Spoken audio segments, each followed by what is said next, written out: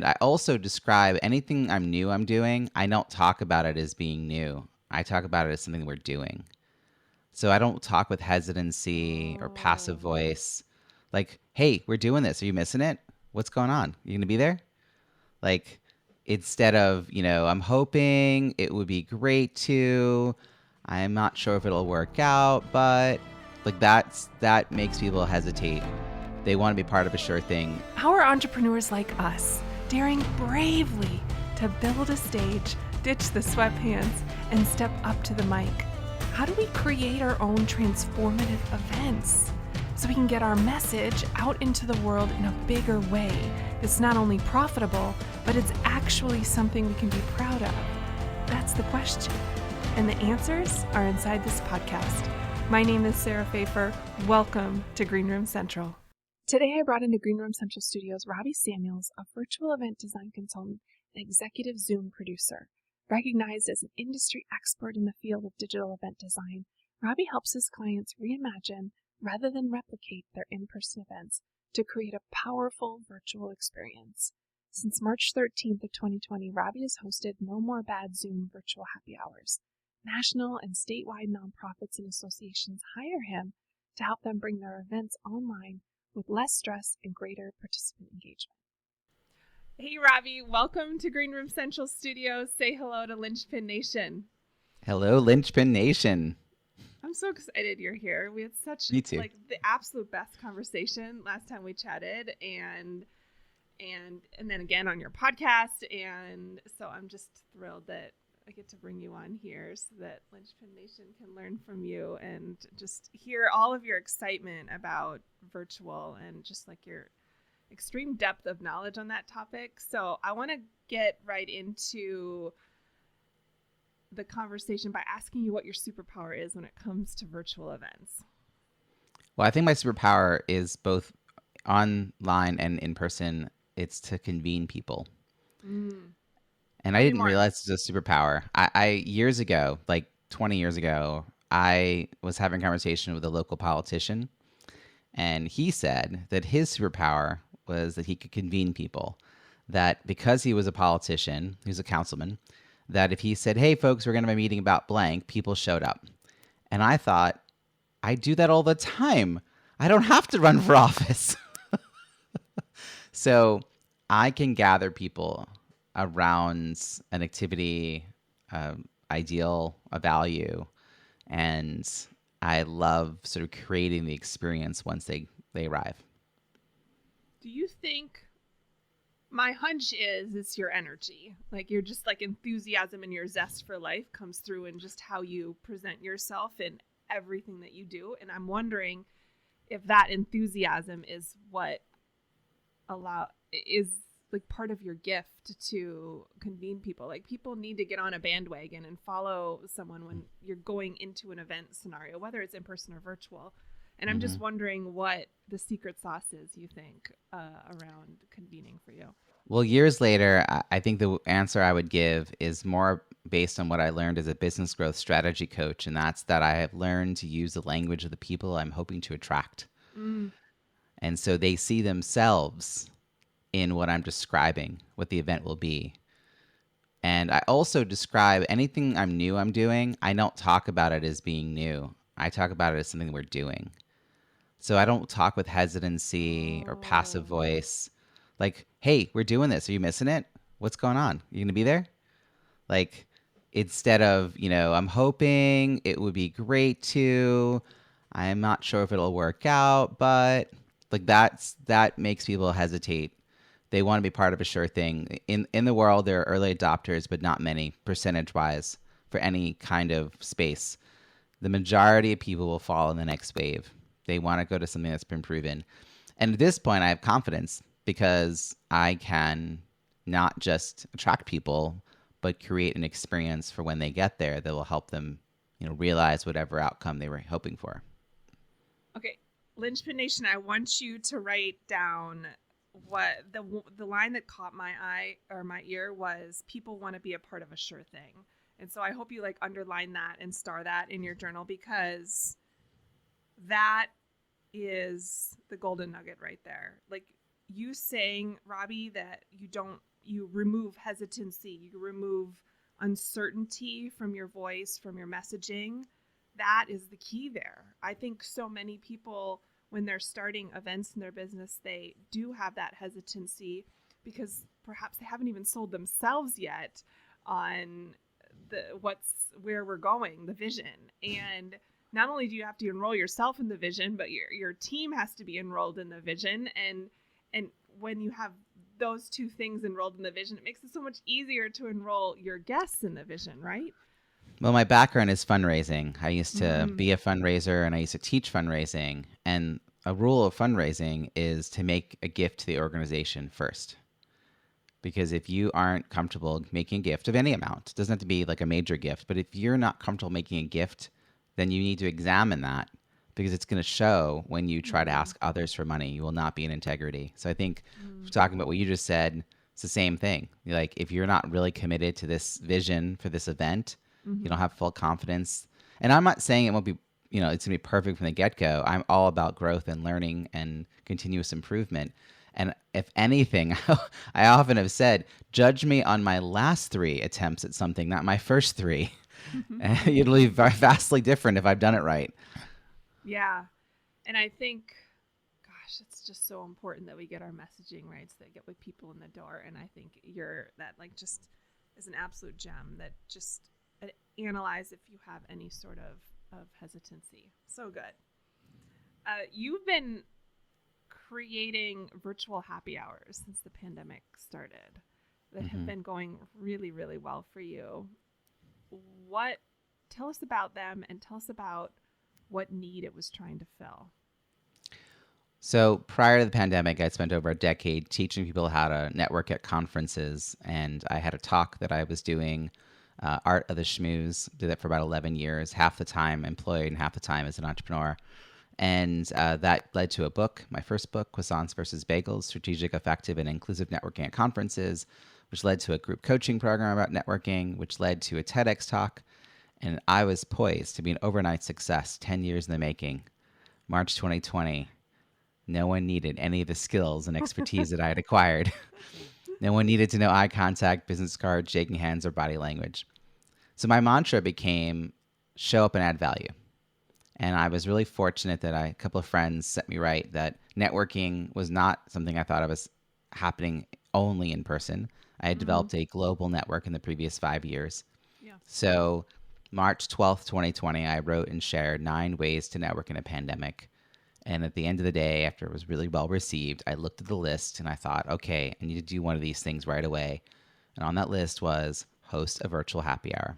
Now, I had never done that, but I had hosted many dinners in relation to conferences. I had hosted dinners in my town just to gather, entrepreneurs from the local area. So the idea of hosting was very much my power. Like I knew how to do that. But I'd never done something on Zoom that was purely social.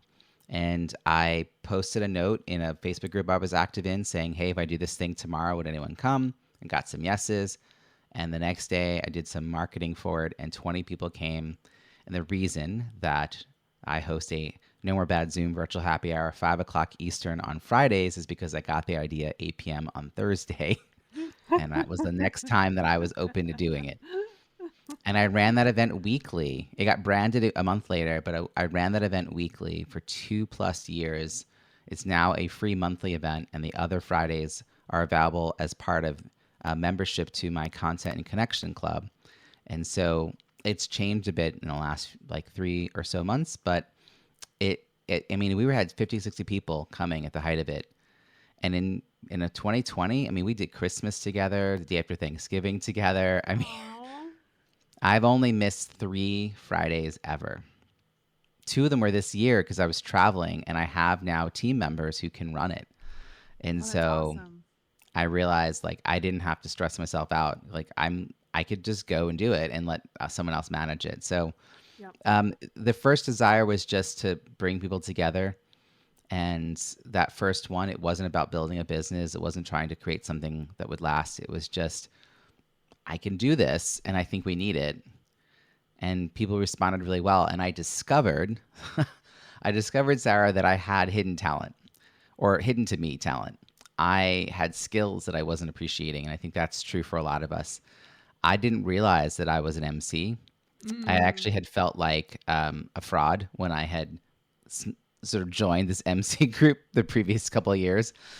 I didn't realize just how adept to online facilitation I already was.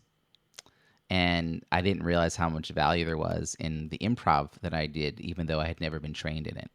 And so those three skills gave me the ability to take what was a very boring format, everyone going around the room to introduce themselves, and do it with levity and humor and confidence in the technology, and everyone knowing who was up next. And so people were really excited, and I got the end, and I thought, I'm never doing that format again. That's awful.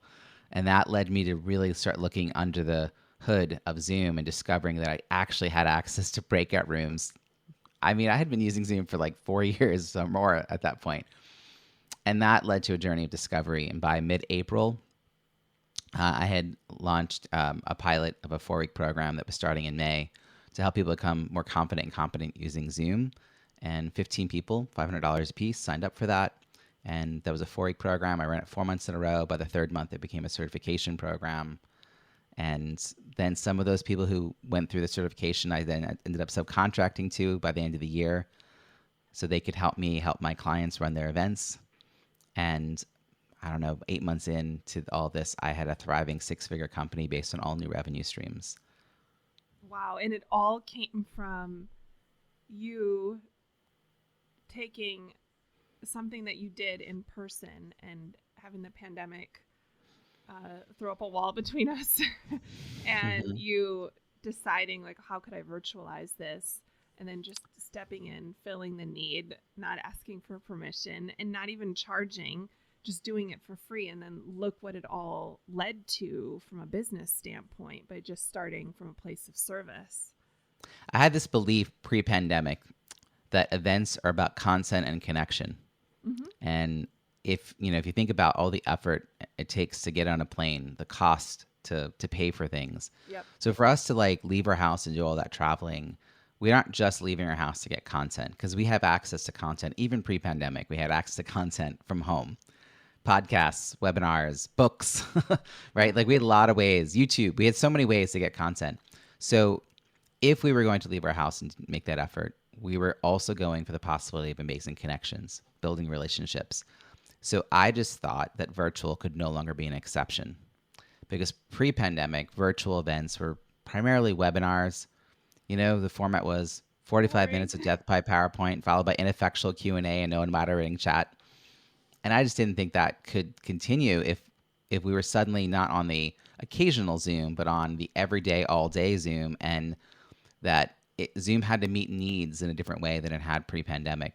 So I was really trying to figure out, experiment with how to create that kind of experience online. Mm. And while I wasn't charging, but it was community that was built was helping me figure it out. I'll even tell you that early on, I didn't know everything about Zoom. I still don't, but I know a lot more than I used to.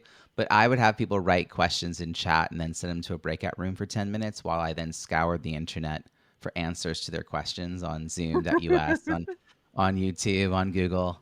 And then I would save the links in a document. When they came back, I'd give a high level answer and say, if you want to dig more into this, here's a resource. And then over time, I like dug into the resources myself and figured things out. It's so good. And I love that your comment that the community built it. Like they helped you decide and form what it was going to become. And I wonder if those of us who are sitting on the sidelines waiting to add events into our businesses might take a page from your book and say, okay, well, what if I wanted to kind of release the pressure from myself of putting on something paid or something that's in person, which those things inevitably bring up a lot of resistance. What if I gave myself permission to do something like Robbie and say it was free and just not have expectations on myself of what it was going to become, allow it to become something just to I get ran started. I ran a meetup group for 11 years that hosted 2 events a month. And for that entire time, I also worked for an organization as a special events manager, and eventually longer titles, senior manager of events and donor engagement, running about 25 events a year. And because I like events so much, I would voluntarily run unconferences and conferences. So I mean, a lot of this is just you get better at doing something by doing it. Thinking about a thing is just going to make it scarier. So if someone really wanted to try an in person, I would look at a meetup model. I would think, okay, where can I get a free space to gather? And then if I look at what other people are using on Meetup in your local area. And maybe you don't want a library. Maybe you'd rather be in the back of a bar. Maybe you don't want to have alcohol. Maybe you want to find this really cool cafe that has board games. Like, look at what other people are doing. Go to some of those events to check out the scene and the venue and how they treat large groups of people that show up. I wasn't paying for venues. I ended up striking up great relationships with various venues that let us come in because we brought a bar tab. I worked it out so we didn't have minimums, so it lowered my own stress. We did like a pay as you can type thing at the door. I then learned that if you ask people for money and you make it a specific dollar amount and give them change, you'll make more money than if you have people put money in a jar. Um, so much trial and error, Sarah. So much trial and error. But what I'm hearing is that you tried, right? Yeah. And I think so. When we're inviting people to come to an event, we're essentially asking them to open themselves up to learning again, open themselves up to getting out of their house or out of a different Zoom and come join us live in something. And sometimes people have stopped the learning process or stopped the going out process. And so our invitation to the event is an invitation to open themselves up to that again. And I wonder, and hearing from you, is if we need to perhaps use that reminder on ourselves too, is like go and put yourself out there, put yourself into the virtual events, put yourself into the in-person meetups or conferences again. It will inspire you with ideas, and also just, I think the energy that you get from being in those scenarios will naturally want you to create that for your community and do what it takes to make that happen. Some of the things that work really well are almost invisible to the people attending. And that's when you know it's real skill. So I think for in-person, it's even more important to focus on the experience that they have as they come in the door. And this is something I put a lot of energy into when we were doing these meetup groups years ago. But, right now, you and I were talking off air that I had like 60 speaker strategy sessions over about 3 weeks. Yep.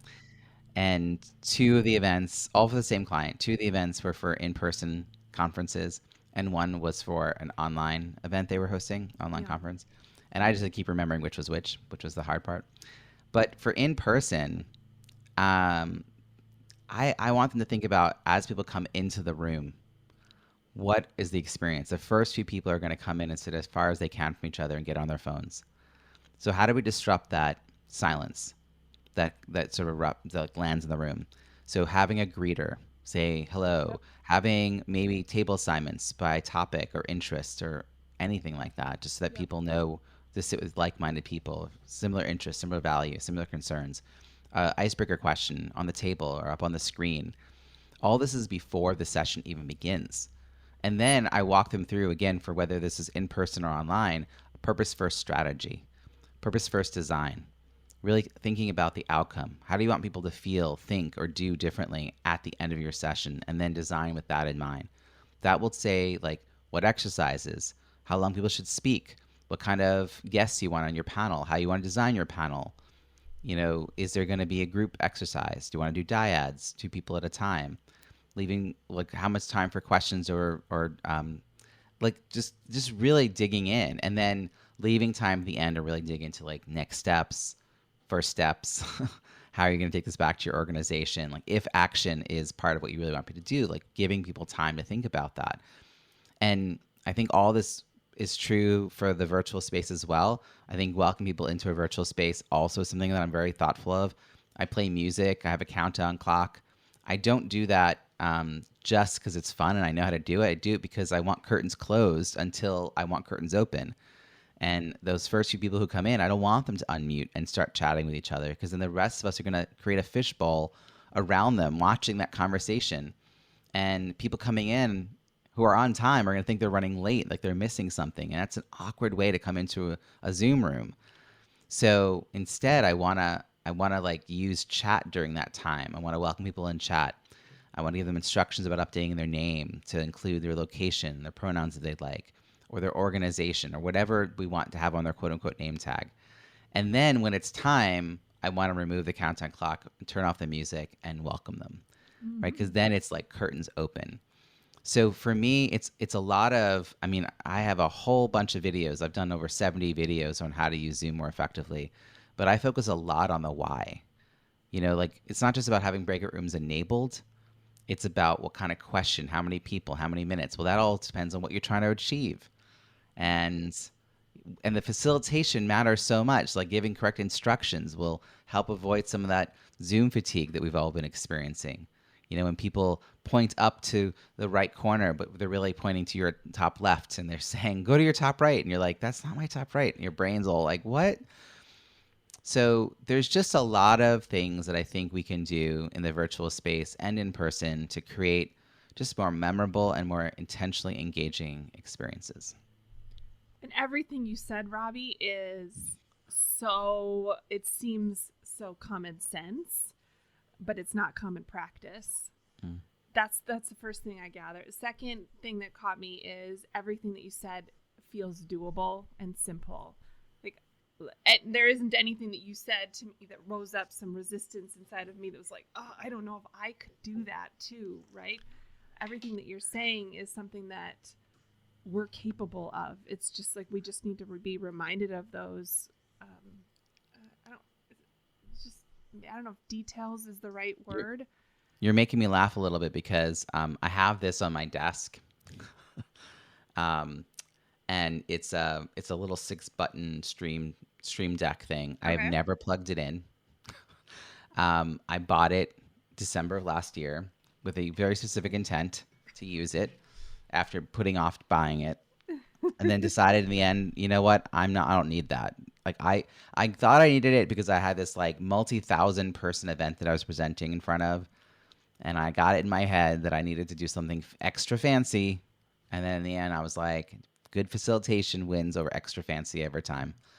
And so I think that early in the pandemic, a lot of people who were trying to shift to events online bought a lot of tech.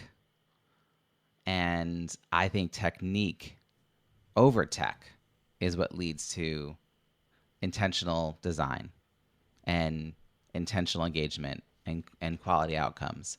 And that, it's not about, I mean, if people want that and create amazing home studios, like power to you. Yeah. But the people I work with, they're not starting with a $30,000 budget to go buy everything and get a hair lamp. Like, I don't have a hair lamp. People still see my head. It's fine. But that's just it. Like, I just think that we think there's a 0 to 60. We have to do all or nothing. And I'm like, no, just get a little bit better every time. And there's little things we can do, both in the design of the run of show and in understanding the technology better. So I have a resource, robbiesamuels.com/videos, which has a Zoom settings checklist and over 30 videos to help people just DIY their way through getting a little bit better at using Zoom. And it's like you don't need to do all of it all at once, but if each event you do, you just get a little bit better. I think it'll boost your confidence and your competence. And that will make it easier for you to think, oh, I can do this. And one way, by the way, is hosting free things on virtual is a great way to get to the point where you realize you can charge people on virtual. Yes. Like, you don't have to stay in the free space. Yes. But like, there's different reasons to host virtual events for free. Networking, community building, marketing. Like, that could lead to paid clients, attracting the right people, practicing material.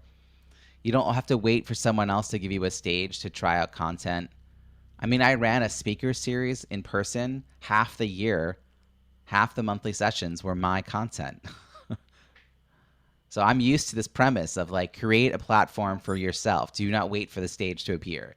And now it's Yes. easier than ever to do that. And everything that you talked about, all those super simple ways that we can just get a little bit better each time. There's two things that caught me that I think if we kept this in mind as we're going into our next events, it Hmm. would help. First, you talked about why, and I love starting with why, and I love having two whys. Why are you hosting the event for your business, and then why are you hosting the event for your community? And I think when you get grounded in those two whys at the very beginning, it helps inform all of your decision making going forward. It really just helps kind of Yep. acts like a lighthouse. It tells you kind of which way to go because you know why you're even doing this event in the first place. And then the second thing, I think when you were talking about all those little things to do when people are coming into the room or when they're like exiting or all the things, I think that a simple easy way to look at that is just, I call it mapping the customer journey, where we're just going to put ourselves in our guest shoes, and then we're just going to go through the entire process, like in as much, visualize as much detail as you can, and feel out. I loved how you're describing, well, if someone comes into a Zoom and a couple people are already talking now, we've got like a fishbowl situation, or if someone comes into an in-person room and they're sitting on opposite sides of the room, feeling like feeling into what that feels for the guests, I think will help answer the question, well, what should I do in that next step? And so if you can remember to take some time, and it does take a little time and intentionality, but I think it's so worth it to map that guest journey. I think you'll uncover a lot of little moments where you can level up your game, like Robbie was talking about. Yeah. For in-person conferences, my clients have me do the strategy sessions ahead of time with their concurrent sessions, the breakouts that are happening. Yeah. And then on site, I'm the connections concierge. Oh, I And love there's a that title. connections lounge. I know they gave it to me. I love it. Actually, I tend to get titles for my clients. Executive Zoom producer is also from a client. um, but what I'm doing there is I know the logistics of an event inside and out. I've run so many events, Yes. but I'm not in charge of the logistics, because if you're in charge of logistics, you're managing that. You're worrying about if the AV is in the right room, if the food's showing up at the right time, if the coffee's run out. Right? There's just plenty. Like an exhibitor has an issue. Yes. I'm thinking about the participant experience overall. And part of the way I figured that out was all the work I do pre-event with those separate sessions, Mm-hmm. having a greeter, thinking, realistically about what they want that experience to be when people come into their room. Yes. Then I created this whole you're one of my five. So there was a video I made for the main stage, and then each of the sessions also started in part of the welcome. They said, "Hey, write down anyone who's says or asks something that catches your attention, because that's a person you're going to want to talk to during the breaks, during lunch, during receptions, and think about what you can do to be one of the people whose name gets written down." And hey, Mm-hmm. if you don't write down five names, you're not paying attention, because we're going to have an amazing conversation. And then later during Q&A, we should bring this up again and say, hey, those people whose names you're writing down, guess what? You can go up to any of them at any point and say, hey, you're one of my five, as the best opening line ever when you're hanging out in the crowded, chaotic, vibrant hallways. A natural conversation starter, and that is so comforting for us introverts who have perhaps a It hard just time it getting ourselves out there. Yeah, it just democratizes the connection possibilities. It's not just people who've been going 5 or more years. It's anybody can do this. Mm-hmm. And so it's hard to get to the point where you're thinking about that when you're just worrying about numbers of chairs in the room. And I say that because I've been that person who's tried to do both, and it's not easy. So I love that right now I get to have the role where, like, some events the team forgets to give me the FAQ list, or like the schedule changes, but I am so proactively on it because I understand like, oh, there's going to be a change here. Okay, there's a turn going here. Oh, people are going to be confused at this point. Oh, top of the escalator, I should stand there. I just self direct to be in the right place. And then whenever I see a team member, I'm like, do you need anything? And they never know what to ask me for. And then they'll mumble like, oh, do you know if there's any like carts? I'm like, oh yeah, there's like a luggage cart. They're like, oh, I'm like, do you want me to get one? Yes. And I'm like, be right back. It's like little things like that, like being that person. I love it. And I'm getting to know the community because I'm repeatedly going back. And so now I've gotten to know a lot of those folks who are at those events. So that's the in-person side. I think that going forward, I said this pre-pandemic, but I think it's even more true. If you're going to run in-person events, you have got to make it exceptionally abundantly clear why we had to be in person. Like there has to be some value add experience that really would have been incredibly hard to pull off online. We never And had to that's justify that before no, 2020. you just it Absolutely was the not. only way for people to meet. But if you can do that, if you can really create the kind of quality experience where people get what they are hoping for out of it, because there was a study by the International Association of Exhibitions and Events that found that 76% of people surveyed said that networking was a top driver for why they chose to attend an event. Yet, you and I both know that it's not like 3/4 of the people who go to events leave having made the contacts they want to have. Like our intention's high, our follow through is low. So my work pre-pandemic was trying to close that gap. And now I'm like, if an organization can run an event that helps people follow through on those intentions and meet, and by the way, a lot of things I'm talking about, like all those small chit chats before the session starts, the group exercises during a session, the you're one of my five, that is all the stuff that participants and guests need to find the people they're looking for. It's not longer receptions because every event host ever has been told, I wish there were more networking opportunities. So they add longer receptions, another snack break. I mean, that's fine, but most people don't know what to do with that time. And so they either hang with people they know, they skip it entirely, like they stand around awkward, they feel bad about themselves. I mean, it's an uncomfortable thing as an adult to just be like alone in a space filled with people. But if you give them the tools so that they leave sessions with other people, if they've chatted with people before and they're chatting after, and in the closing remarks, I always suggest, hey, if you want to have someone to have lunch with, hang back and see who else hangs back. Like I have them say those things so that we end up in pairs and in threes. Even how people do Q&A with the speakers at the very end, when they always stand up and they usually queue up in a line, get on their phones. I'm like, form a semicircle. I have the speakers like tell the guests, tell the participants, form a semicircle. And then people are more likely to hang around and listen for each other's conversations and questions and leave together. Because if you leave, you and I went together into the hallway, I'm not by myself. And if you know some people, I'll get introduced to them. That's how I'll get invited for drinks or for lunch. So this is micro adjustments, totally doable. Yep. But you've got to say it out loud. You've got to name it. You've got to really make speakers be co-hosts. You have to give them the identity of being a co-host. You have to tell them what that means concretely. Give them instructions for what that means. I point out to speakers that you have a speaker badge on. So wherever you go, you are a host. You see people in the elevator, in the lobby, washing their hands in the bathroom. You are a host. How's it going? What have you liked so far? Oh, is it your first time? Like, what made you think to come here? Like, all of that. What are you looking forward to? You give them the tools. And now you don't just have one or two people from your team running around trying to make everyone feel welcomed. You democratize that. You're making a lot of people responsible for creating a welcoming and inclusive space. We do the effort to invite people. How do we welcome them? And then virtually it's similar. Like I think the virtual equivalent is throwing people into a breakout room with either no instruction or confusing instructions or not the right setup. Like I had 7 people, 15 minutes, 3 questions. Pause for that for a minute. Like what? And the first question, Sarah, was share a challenge you were facing. I'm like, okay, so basically the first person who went, we then tried to help them until I said 3 minutes are left. Let's do a round robin. Oh, Like, no.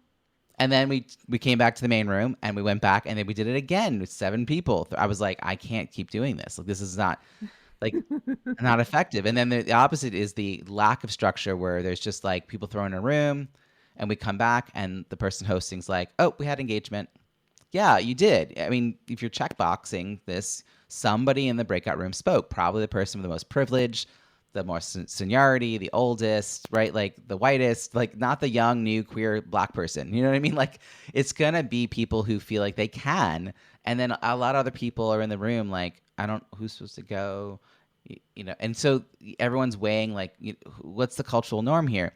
But if you can send them with a, here's the question, here's someone who just gave an answer to the question. So we've now demonstrated it, got people thinking stories beget stories, right? And so, oh, and we're going to alphabetical by last name, right? You just give them that. Oh, and there's a countdown clock up in the top right, so you can keep track of the time. You There's so give much people the tools. safety. There's so much safety in that's conveyed when the leader, the host of the event, gives people the instructions that they need in order to, because everyone's coming into the room asking themselves, how do I fit in? And when the host, the facilitator, the presenter is so very clear with instructions on stand in a semicircle, or here's how you go into the Zoom breakout, here's how much time, here's who goes first, here's what the questions are. Like people feel safety when they know what is going on, what to do, how to fit in.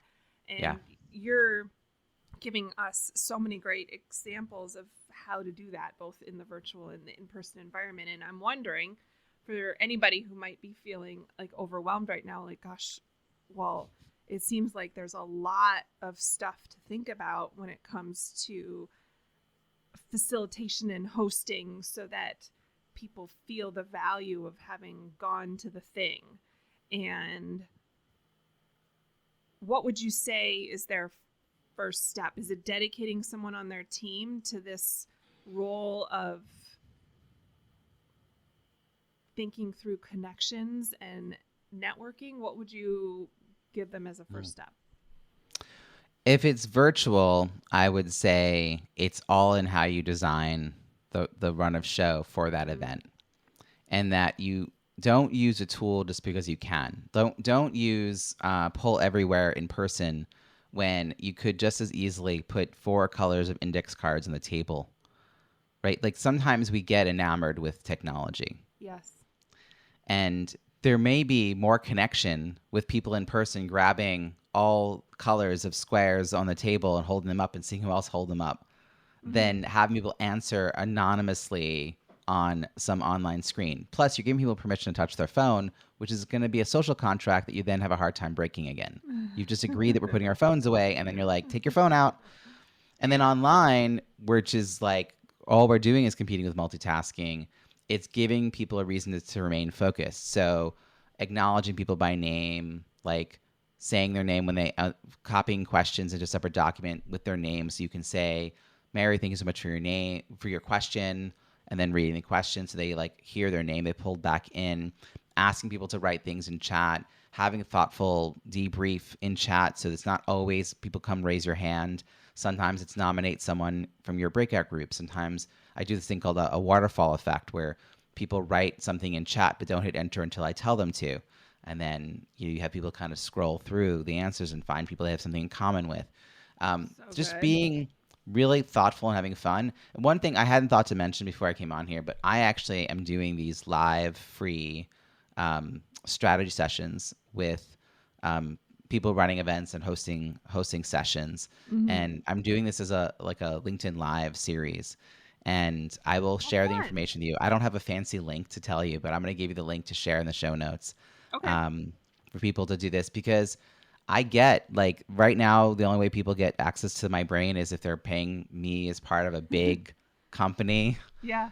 And I want to showcase what I do. And I'm writing a book right now about how purpose-first design and quality facilitation leads to intentional engagement and memorable online experiences. And then the videos from these conversations are going to be part of the bonus content. And I'll probably be weaving stories into the book about what lessons we're learning as we're talking through all this. So I wanted to find a way to have some examples that we can share. And I knew people really need access to spaces where they can dive into this conversation. Oh, that's awesome. Thank you. I will put You're that in the welcome. show notes. That would be so fun to have everyone spend more time with you. uh, do you mind if I ask you a few rapid fire questions before We could we try it. wrap? Like just the first thing that comes to mind. When you are speaking at one of your events, what do you say to yourself backstage and on stage? I'm often not very prepped for my own, like, because I'm emceeing and hosting. And so I'm always like trying to remember, oh, right, I'm going to be asking them a question about their wins. And I always get to that part and I don't have one. So I'm always like, what's the exercise I'm asking them to do? Because I have to have an answer. So that's usually what's happening in my brain. And then right beforehand, if it's virtual, I'm scrambling to figure out what song. Because for whatever reason, I don't like picking it out in advance. I'm always like, what's the mood going to be like in the moment? And so the last like 2 minutes, my team knows that like if they're on with me, they're always like, Robbie, do you have a song lined up? Robbie, do you have a song lined up? And I'm like, oh, yeah, yeah, yeah, yeah. So that's usually what's happening in the last moments before I start doing something. I do love picking all the songs in advance. I do. Because I feel like it's such a value add to have music playing and have the right music playing, and it's never been a gift of mine yet to like know in the moment a song, and so I do feel like it's time valuable that's well spent if I do it in advance. I am not a person who knows a lot about music, and I like the song Uptown Funk, and I put Uptown Funk into Google and said songs like, and it like gave me all these great video clips from YouTube, and That's such a that's good how I built idea. my first playlist. And then I've also I'll ask people at different events, different demographics. I'll say, put your favorite pump up song in chat, and then I'll surprise people by playing like a 10-second snippet of their favorite song, and they'll just lose it in chat, and like people will get so excited. But that will help Oh, me also create, and I'll know like which audiences kind of like sometimes it's demographic, like age even. mm-hmm. You get certain songs that come up, Yep. and that's how I'm. It's not like I instinctively have this talent to DJ. It's another thing I never thought I'd be doing ever in my life was anything about music, but it You happens have all the the time talent now. to Google, is what I'm hearing. Resourcefulness is a gift It for you, is. It is. Robbie. And asking, what do you like? And then using that to guide. I try. The hard part I will say about doing things on the fly, if it's not a pre-vetted song, is you got to be careful about lyrics. Sure. um, and so, just if you're not sure of a song, like don't pick that one. What's your best tip for filling events? Asking. Mm. I mean, this is true for anything I do. I don't assume I do a lot of broadcast messaging, but if I really, really wanted people to come, I would have to do a lot of effort to like one-on-one invite. And I get Mm. lazy like everybody about this, and I'm like, people know they're getting the reminder email, you know. But if I want more people to come, I know that I have a list of people. There's like 1,700 people who've signed up for No More Bad Zoom virtual happy hours. I don't know all those people, Yeah. but there are probably like 300 who have been pretty much regulars. And if I actually have a birthday coming up and I'm thinking about doing this, but I'm like, I want people to come. Like, I'm like, that's the one I want people to show up to. So I think I'd have to put a little extra effort in and not just assume, because people get busy, their life moves Yeah. on. People like events are cycles. Like sometimes it's really high priority for someone to come, sometimes it's not.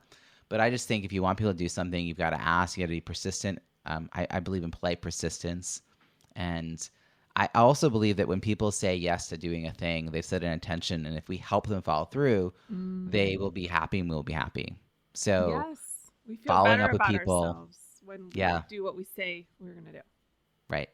So if you get like a lot of yeses to an event, don't assume those people are showing up. Like do whatever you have to make sure that you have made it clear that you're inviting them to come, them personally. That might be PMs, text messages, figuring how to use some sort of malmerge. Like I use Yet Another Malmerge, which works with Gmail, and I can send hyper personalized messages to 300 people at a time. with special PS notes or whatever I need to do, right? And I can track whether they've opened it, whether they've clicked on something. I mean, I'm not saying that you have to spend your entire day writing people Yeah. messages. You can find ways to leverage this with technology, but you do have to do more than just the broadcast message. Agreed. Agreed. Uh, what's your favorite event? What's your favorite moment at events that you host? Um, God, there's so many. I guess I love when my participants become friends. I love like when you host something regularly enough that people start collaborating. Yeah. And I love when they continue to come back so you'll find out about the collaboration. They didn't just like meet and then like go off and never talk to you again. Like they got what they needed. But they come back and they talk about their collaboration, or or some of the people in my content and connection club formed an email accountability thread, and that led to us creating an online forum that included Yeah. like we have an online forum associated with the club, but they basically were like, we'd like to have a forum that's for accountability. And it started because three people were like emailing each other for several weeks, and then they were like, we want to invite everyone else, but we don't want to be like an annoying email list. And then someone's like, why can't we just add it to the online forum? And I'm like, thank you, I'll have that set up. Like, listen So to what people good. tell you. And then Right. that moment of like when they take ownership, that's what I think I love about those moments, is that people find what you're creating so valuable that they want to enhance it, they want to make it better, they want to tell you that. And I am like, I'm all for it. Let's figure out how to make that work for you. Yes. Co-creation at its finest. Yeah. What's the best thing about hosting your own events? Like building your own stage. Control. I mean, I can do whatever I want. I love producing events for my clients and helping them create their vision, Yeah. but I get to show up my event. I can dress how I want, say what I want. It's going to either attract or repel the right people. Like, it just works, Exactly. right? You can try things out. You can be playful. You can test things, experiment. Like, I get to experiment through my events and then take what works to my clients. I don't want to experiment with my clients, Right. but I can say, oh no, I've tried this. This is the way we need to run this. And I can say it with certainty because I've tried it different ways. And this is what I found has gotten the best response, best reaction, best engagement. Yeah. And so I love the ability to try all that out. And that's why I'm hosting this weekly event since March 13th, 2020. Right.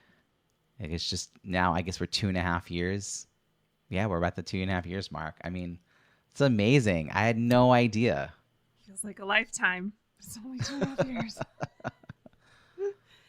What are you reading right now, Robbie? My wife actually is a huge audiobook fan, and I finally let her start loading up my Libby app. Libby is a free library app. And so I now have like 11 libraries attached to that, which I didn't know you could do, which is a hint to those listening. And I have all these libraries. So now she loads up with all kinds of books, so tons of fiction, which I never was listening to before. But most recently, I read a book called Unmasking Autism. And that was really interesting. And I think it relates to this conversation, which is why I want to bring it up. I think about how to design for everyone. Yes. And there's a lot of reasons people process information differently. And mostly I've been thinking about introvert versus extrovert. But now I'm really expanding what that means and trying to have a much more wide understanding of like neurodiversity. So the cool thing about designing with neurodiversity in mind is that it actually helps everyone. Having an agenda is something that everybody will appreciate. Sticking to the agenda is something everybody will appreciate. Ending a Amen. meeting when you've come to a decision and don't really need to keep talking about it is something everyone will appreciate. And having clear instructions, everybody appreciates that, right? Telling people what order to go in so there's no social awkward moment. So what I love is the things that we do to be more welcoming actually helps everybody feel more welcomed, especially the people who need it, the oldest, the youngest, the demographic outliers, right? Those people need it, especially the newcomers.